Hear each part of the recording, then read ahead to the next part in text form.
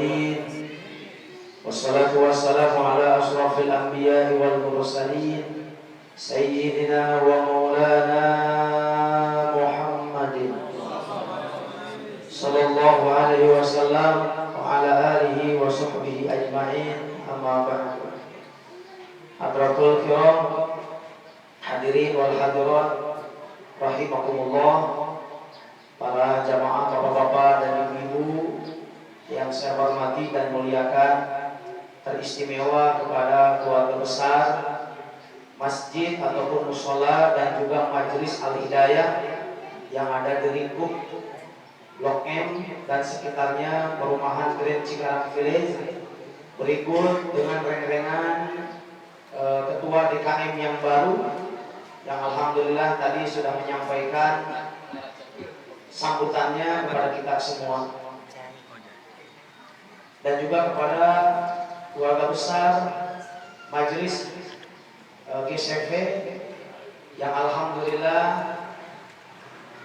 insya Allah akan ada gebrakan baru, yaitu majelis keliling setiap Kamis malam Jumat yang tadi diinformasikan oleh Kak Abidin. Ini dalam rangka menjalin dan menjaga ukhuwah Islamiyah antara masjid dan mushola serta majelis-majelis yang ada di Grand Cikarang Village. Bagus apa tidak? Bagus apa tidak? Menjaga ukhuwah Islamiyah. Bagus apa tidak? Tanpa mengkotak-kotakan lagi ya, nama ataupun label daripada pergerakan tertentu. Bagus apa tidak? Bagus, saudara. Karena yang namanya muslim itu bersaudara, kita harus pererat dengan yang namanya ukhuwah Islamiyah. Jadi kalau bagus, dukung jangan? Dukung jangan? Kalau dukung itu hadir apa enggak? Kalau mendukung itu hadir apa enggak? Masya Allah ya. Jadi jangan sampai siap dukung, siap hadir. Salah namanya. Jadi insya Allah kita dukung gerakan majelis keliling setiap Kamis malam Jumat per 2 minggu sekali, per 2 pekan sekali di wilayah lingkup perumahan GCV Grand Cikarang Village. Semoga Allah berkahi, amin. Teristimewa, salam penghormatan kepada guru kita yang alhamdulillah sudah hadir di tengah-tengah kita, yang nanti akan menyampaikan tausiahnya kepada kita semua, yaitu Al-Habib Syauqi bin Haidar Al-Habsyi. Ahlan wa sahlan Habibah. Dan juga kepada para tetamu undangan baik dari jamaah masjid mushola, alhamdulillah hadir juga ini dari keluarga besar Pondok Pesantren Darul Ikhlas.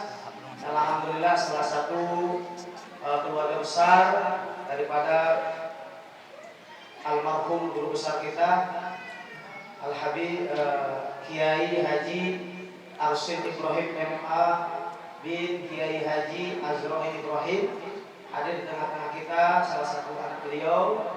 Dan juga Al-Fakir ini bahagia bertemu dengan saudara lama ya, yang sekarang alhamdulillah mondok di Gresik ya. Alhamdulillah ini calon ulama kita insyaallah. Mondok di Gresik di Pondok Pesantren Darul Ilmi Wasuluk, pimpinan Al-Ustadz Abdul Rauf di Gresik. Alhamdulillah rabbil alamin. Beliau hafid 30 juz Al-Quran, alhamdulillah rabbil alamin, yang sekarang insyaallah dalam rangka taklif kitabi ya. Kita doakan mudah-mudahan para santri, para calon ulama nanti di masa yang akan datang Allah berikan kemudahan dalam proses belajarnya. Amin ya Allah ya Rabbal alamin. Tidak lupa keluarga besar Hadroh. Ini saudara saya juga, ini kembar, beda emak beda bapak. Al-Ustaz Adi Munanda dan Al-Ustaz Mansur, alhamdulillah rabbil alamin, dan juga tim Hadrohnya yang tadi subhanallah luar biasa melakukan sholawat dengan begitu indah suaranya.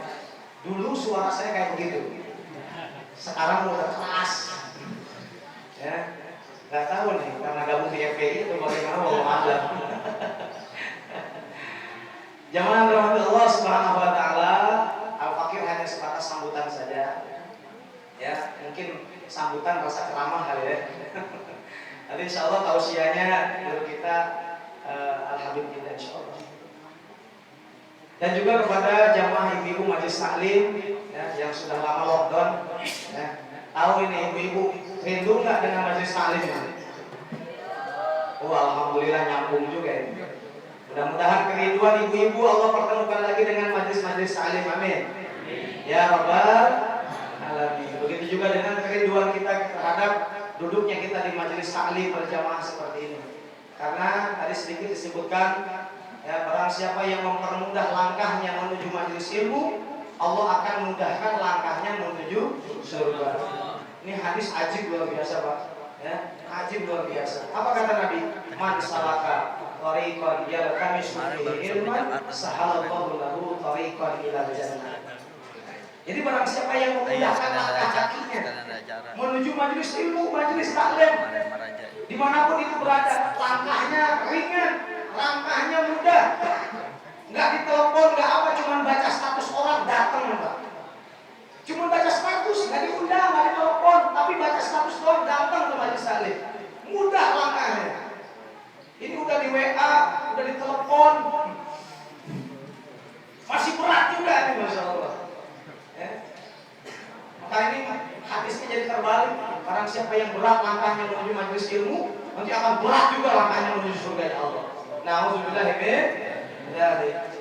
Sekarang ngaji enak Pak, datang disambut, duduk disediain makanan, ya, minuman, gerah ada kipas, masya Allah, haus ada air, enak, ya, luar biasa. Kita nggak harus sembunyi-sembunyi. Kayak kemarin waktu lockdown, ya, pengen ngaji aja sembunyi-sembunyi. Masya Allah. Kemudian undangan juga di Sing Harewos, tahu Sing Harewos? Dari mulut ke mulut dan sebagainya. Ada rasa ketakutan, persis kayak zaman PKI. Neo PKI apa sekarang ya?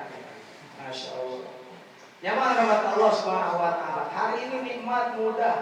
Nah, maka ringankan langkah-langkah kita ketika ada undangan-undangan ke majelis taklim. Maka insya Allah barang siapa yang memudahkan langkahnya ke majelis ilmu, majelis taklim, Allah akan ringankan, Allah akan mudahkan langkahnya menuju surganya Allah Subhanahu Wa Taala. Saya yakin Pak, setiap orang kalau diabsen dari ujung sampai ujung kaler, ujung kidul, ujung wetan, ujung kulon, kalau diabsen nih pengen surga apa neraka? Jawabannya kira-kira bagaimana? Nah, pengen surga, benar nggak? Ya? Pengen surga, pengen punya kenikmatan, pengen bahagia. Doanya aja ajib. Rabbana atina fid dunya hasanah wa fil akhirati hasanah wa qina adzabannar. Namun keinginan itu harus sesuai dengan ikhtiar yang kita lakukan. Harus sesuai seiring sejalan dengan ikhtiar yang kita kerjakan. Kalau Bapak ingin sesuatu yang mudah saja di dunia, kita harus ada ikhtiar, harus ada pengorbanan. Ya. Pengen makan nasi padang yang enak, di jalan teman, cari mana nasi warung makan yang nikmat. Kita ada pengorbanan. Jalan kaki, pakai motor, ngeluarin duit dan sebagainya, baru bisa mendapatkan apa yang kita inginkan. Ini untuk perkara yang kecil saja perlu pengorbanan, apalagi untuk perkara yang besar. Hari ini kita pengen surga, ingin dikumpulkan dengan para ulama, ingin di dunia hasanah, di akhirat juga hasanah, dijauhkan dari api neraka. Lalu apa ikhtiar kita? Nah makanya Nabi Muhammad SAW ini memberikan tips yang mudah bagi kita. Mudah menghadiri majelis taklim, insya Allah itu adalah thariqul ilal jannah. Mudah hadir di majelis taklim, insya Allah itu adalah jalan mudah menuju surganya Allah Subhanahu Wa Taala. Ini hadis sahih. Lalu kita sama Nabi kagak percaya. Ini loh. Orang SMP udah tahu ilok udah. Itu bahasa Bekasi itu ilok. Ini lo akan percaya kan ya? Ini Nabi yang ngomong, disebar di beberapa kitab hadis dan sebagainya. Man salaka thariqan yaltamisu fihi ilman, sahalallahu lahu thariqan ilal jannah. Jamaah rahmat Allah Subhanahu Wa Taala. Ya, karena itu Al-Fakir mengajak ada bapak-bapak, jamaah pemuda, ibu-ibu, juga jamaah pemudi untuk sama-sama aktif di majelis taklim, aktif menghadirkan diri di pengajian-pengajian. Alhamdulillah pengajian di khususnya di wilayah GCP ini udah banyak Pak. Alhamdulillahirabbil alamin. Kita di sini ada satu masjid sentral yaitu Halimatul Amin yang kemarin ada kepengurusan baru, mudah-mudahan berkah. Dan juga kita sangat apresiasi kepada pengurus-pengurus lama yang sudah berkorban, ya, yang sudah berjuang memberikan yang terbaik untuk Halimatul Amin. Kemudian kita di sini ada 4 musola, ya, hitungannya An-Nur di Blok H, kemudian Al-Hidayah Blok M, kemudian Al-Muhajirin Blok N, dan insya Allah satu lagi. Ini tahu nanti masjid atau musola wallahu alam. Untuk sementara ini musola dulu, ya, karena belum dibikin masjid jami, yaitu musola Al-Barokah. Yang alhamdulillah di 5 masjid ini, di 5 tempat ini sudah ada taklimnya masing-masing. Jadi jangan ada alasan lagi kita tidak duduk di majelis taklim. Ya. Jangan yang jauh-jauh dulu deh, yang dekat-dekat aja dulu Pak. Ya, ini yang jauh-jauh nyampe, yang dekat-dekat kagak. Dolim ya deh. Dolim. Ya, yang jauh pada kenal, yang dekat kagak. Memang kalau kita sakit yang jenguk yang jauh dulu. Maka kalau kita meninggal yang gotong orang jauh, orang dekat Pak, orang dekat. Ya. Makanya kita yang dekat-dekat dulu. Syukur-syukur kita bisa menghadiri masjid yang jauh-jauh. Alhamdulillahirobbilalamin. Bapak Ibu jamaah rahimakumullah. Begitu juga Allah sayang pada kita semua, ya, wabil khusus desa kita, Desa Jaya Sampurna. Yang dulu Pak, Masya Allah, kita kalau mau cerita dulu, saya dari Sukabumi hijrah ke Bekasi ini tahun 2003 Pak. Masjid musola masih dikit, ya. Tahun 2010 saja baru tercatat 11 masjid musola, 11, agak banyak. Sekarang berapa? 45. Allah, banyak apa sedikit itu? Sekarang ada 45 masjid dan musola yang ada di lingkup Desa Jaya Sampurna. Ini Ustaz tahu apa ketua MUI teman saya? Saya dapat bocoran. Alhamdulillah. Nah, untuk kagak tahu kan? Ya. Sekarang ada 45 masjid dan musola. Ya. Berarti kalau semua masjid musola mengadakan taklim, berarti ada 45 majlis, ada 45 taklim. Ya. Dalam mungkin 1 pekan, baik itu sekali ataupun 2 kali dan sebagainya. Jadi nggak ada alasan ya, kita untuk tidak hadir di majlis taklim. Karena dengan ilmu hidup menjadi mudah, ya. Dengan seni hidup menjadi indah, dan insya Allah dengan iman hidup menjadi terarah, ya. Dengan ilmu hidup menjadi mudah, Pak. Man arada dunya fa'alaihi bil ilmi, wa man arada al-akhirah fa'alaihi bil ilmi, wa man aradahuma fa'alaihi bil ilmi. Barang siapa yang menginginkan dunia harus punya ilmunya, Pak. Ya. Bisnis jangan asal bisnis, dagang jangan asal dagang. Sekarang harus ada ilmunya. Ya. Jangan coba-coba. Sekarang ada ilmunya. Alhamdulillah. Dengan ilmu itu kita menjadi mudah. Apalagi sekarang zaman medsos, Pak. Masya Allah. Dulu kalau kita mau dagang Pak, keliling. Laku atuh. Ya. Sekarang zaman medsos, Pak, tinggal pasang status yang pesen bodol, Pak, pesen doang. Jadi Pak kagak. Cek harga Ustaz. Kira kita mau beli cek harga doang. Ya, Masya Allah. Jangan lewat Allah Subhanahu wa ta'ala. Barang siapa yang menginginkan akhirat, ini kita pengen surganya Allah Subhanahu wa ta'ala, ingin keridhaan Allah Subhanahu wa ta'ala, ingin berkumpul dengan para ulama, dengan ahli fikih, dengan orang-orang yang kita cintai. Fa'alaihi bil ilmi, juga ada ilmunya. Sholat nggak bisa sembarangan, Pak. Nggak cuma angkat tangan, nggak cuma sedekah, nggak cuma jungkit. Ya, kemudian kita udah merasa paling hebat dalam sholat, tidak. Semuanya ada ilmunya. Sholat ada ilmunya. Tata cara berwudu ada ilmunya. Ahlan wa sahlan bi qulubikum. Al-Habib Fikri, kepada Habib dan juga Ustaz Ibn Abdul Muthalib, juga jamaah Habis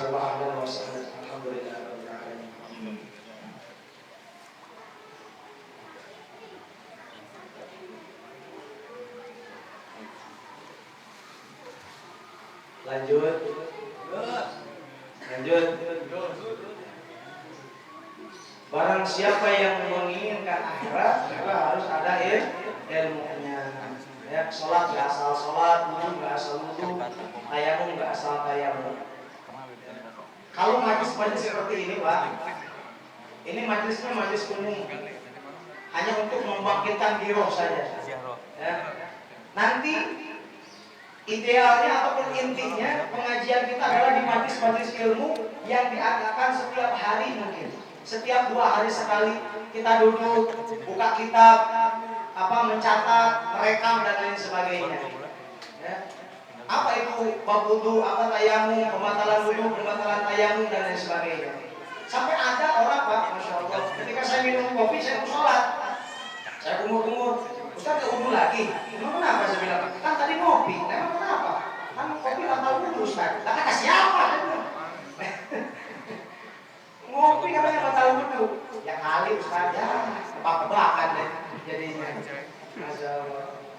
Ngopi itu nggak batal wudu, Pak. Tapi sunnah kalau kita mau sholat, umur, bersiwak dan sebagainya. Ya. Nah, jamaah dirahmati Allah Subhanahu wa taala, ilmu ini kita bisa tahu ketika kita hadir di majelis taklim. Syukur kita bisa mondok, Pak. Mau sekarang karena kita udah pabaliut sama nyari beras, apa ya? Pabaliut, Pak, udah punya anak, udah punya cucu, Pak. Mau mondok udah repot urusannya. Ya. Bukan berarti terlambat, Pak. Hanya saja ya, tidak memungkinkan kita untuk mondok pesantren. Maka hari ini hadirkan diri kita di majelis-majelis ilmu yang membahas tentang fikih, tauhid, akhlak. Ini kan yang paling penting nih, bab tauhid. Hari ini berapa banyak orang yang tahu tentang bab tauhid? Jangan tinggi-tinggi, Pak, kitabnya, Pak. Kitab Tijan Daroni karangan Syekh Ibrahim Al-Bajuri.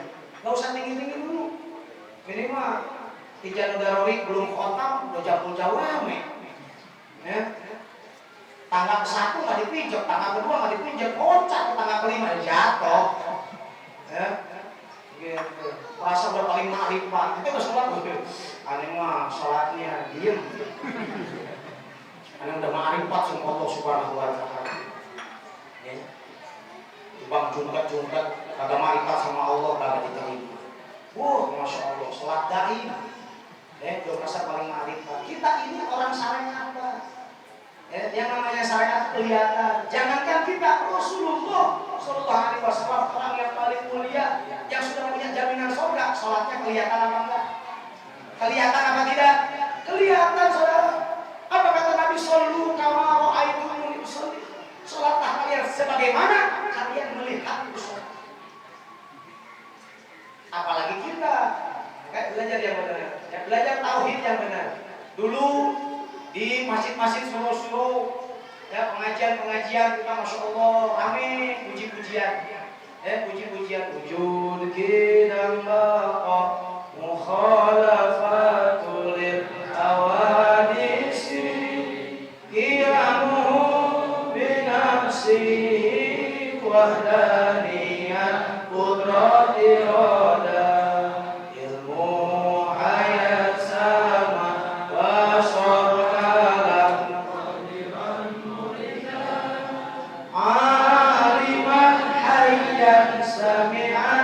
kasiran mutakaliman.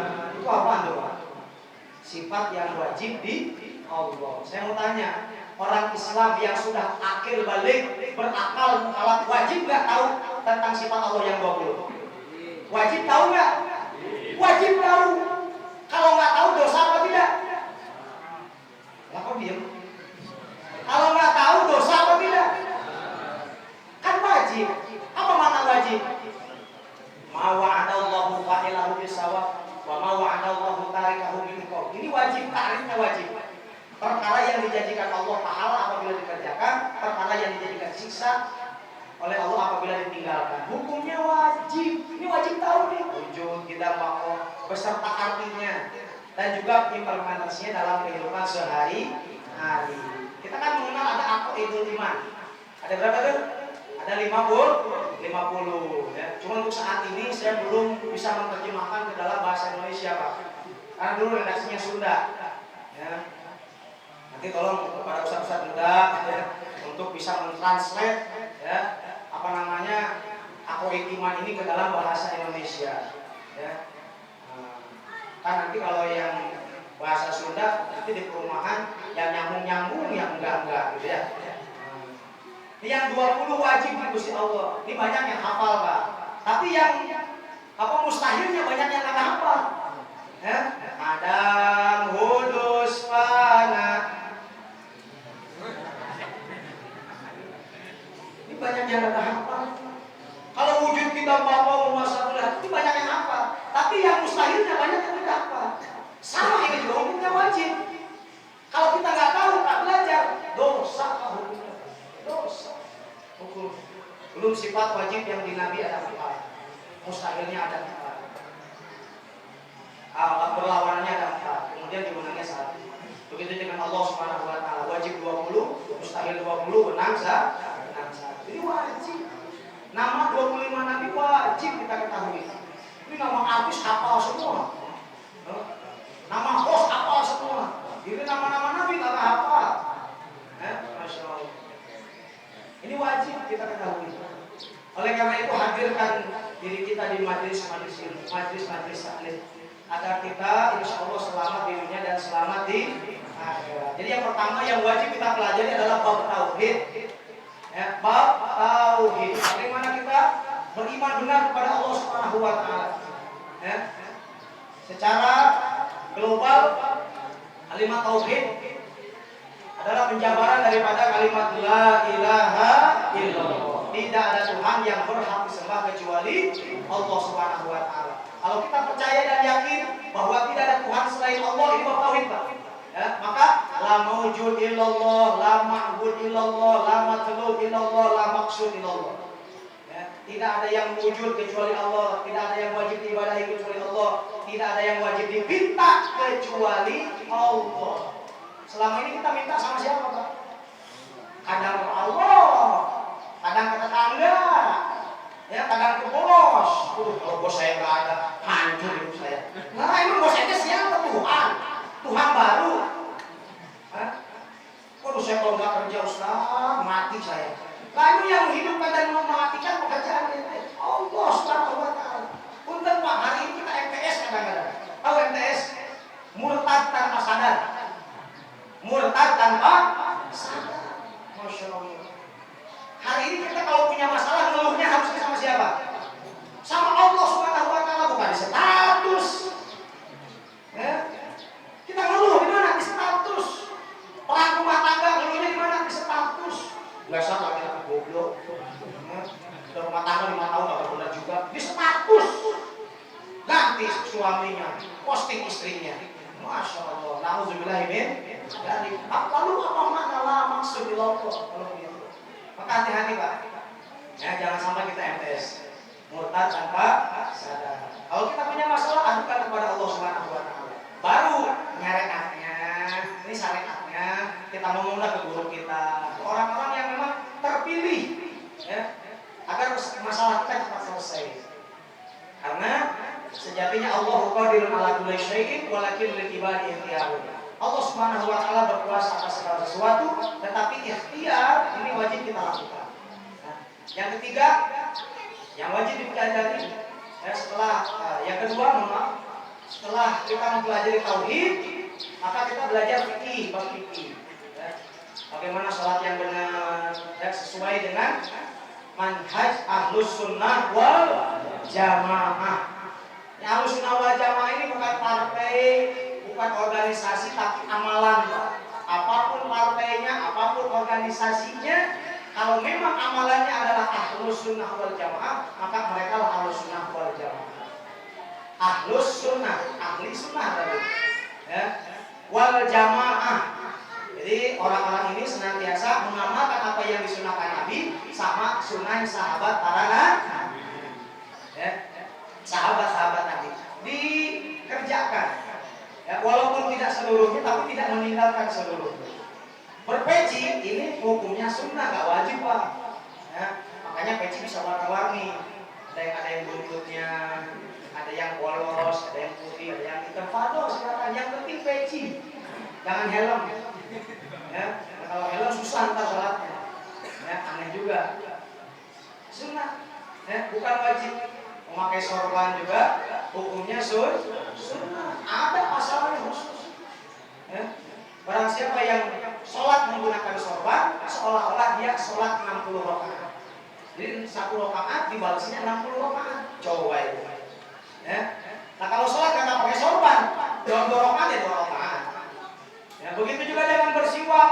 Barang siapa yang bersiwak, maka 1 rakaatnya Allah balas dengan 60 rakaat. Belum sorbannya, belum siwaknya. Ini yang dimaksud dengan ahlus sunnah wal jamaah. Nah kalau aku ahlus sunnah wal jamaah, pecian kagak, sorbanan kagak, sarungan kagak, jubahan kagak, nah ini ahlus sunnah wal jamaah. Alhamdulillah, masya Allah. Setelah kita belajar fikih yang baik, ya, dan lain sebagainya, ini mohon maaf, saya juga sering masih lihat bapak-bapak yang ke masjid, kalau wudhu, ini kadang-kadang sarungnya suka ditarik ke atasan teuing, ya, terlalu ke atas. Iya sih pakai celana boxer, cuma tetap dengkulnya kelihatan. Yang namanya aurat perempuan, jami'ul badan, wal wajhi wal kafain. Ya, ada yang mengatakan jami'ul badan, ya, seluruh badannya tanpa terkecuali. Nah, ini khilafiyah.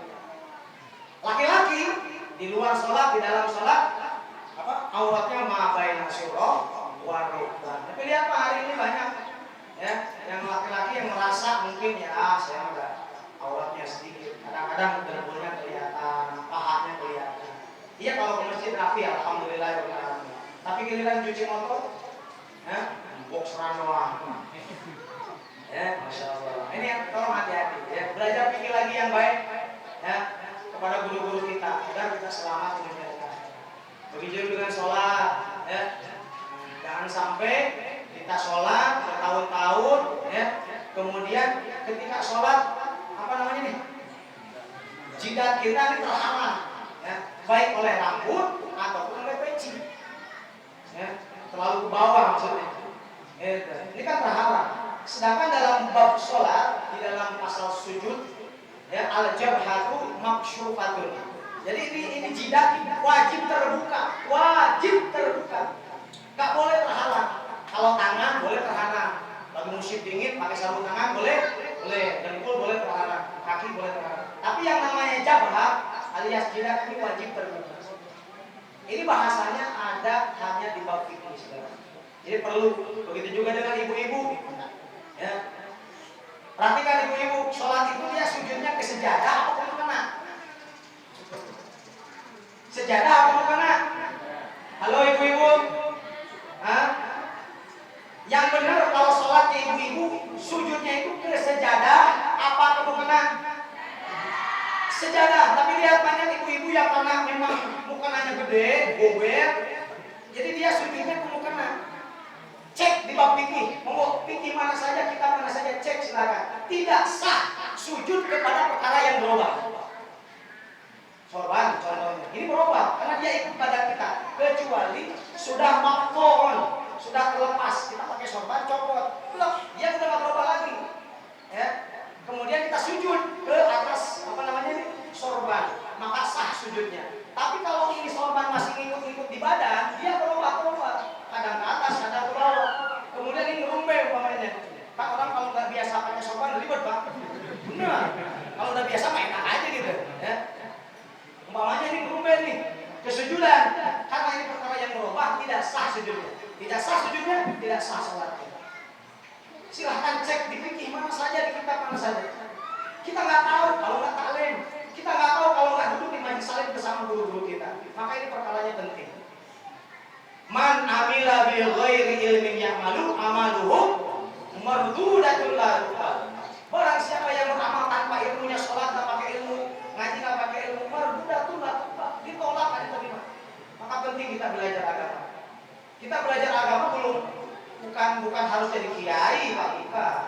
Karena kewajiban mencari ilmu adalah kewajiban setiap muslim laki-laki dan muslim perempuan. Nggak harus jadi kiai. Begitu juga anak-anak kita yang mau santren, nggak harus jadi kiai. Nah kalau jadi kiai semua, sama siapa yang mustame? Ya kan harus ada yang pedagang, petani, pembisnis dan lain sebagainya. Harus lah. Ya, yang terakhir, yang ketiga, setelah kita wajib pelajari tauhid, kita wajib pelajari fikih, kemudian ada bab akhlak. Karena rukun agama ada 3. Muslim atau iman, Islam, iman, ihsan. Islam, iman, ihsan. Islam kaitannya erat dengan fikih. Iman kaitannya erat dengan tauhid. Ihsan ini kaitannya dengan bab akhlak. Ya, bab akhlak. Nabi Muhammad SAW, Rasul mulia, Nabi mulia, diutus oleh Allah Subhanahu wa taala untuk apa? Innama bu'istu liutammima makarimal akhlak. Untuk menyempurnakan akhlak. Muslim tanpa akhlak yang baik nol. Ya. Maka dikatakan oleh Nabi, laisal adab kaduba. Orang yang tidak punya adab seperti lalat. Maka Islam mengajarkan adab. Duduk aja diajarin, meludah diajarin. Ya, makan minum diajarin, Pak. Bagaimana makan, bagaimana minum dan lain sebagainya. Caranya juga diajarin. Dan minum Pak tinggal tenggak ternyata enggak. Adab tidak mengajarkan seperti itu. Duduknya jongkok pakai tangan kanan, bismillahirrahmanirrahim, kemudian diteguk 3 kali. Duduk. Nah, itu sunnahnya begitu. Kalau kita kan belum habis ayo ya. Makanya banyak penyakit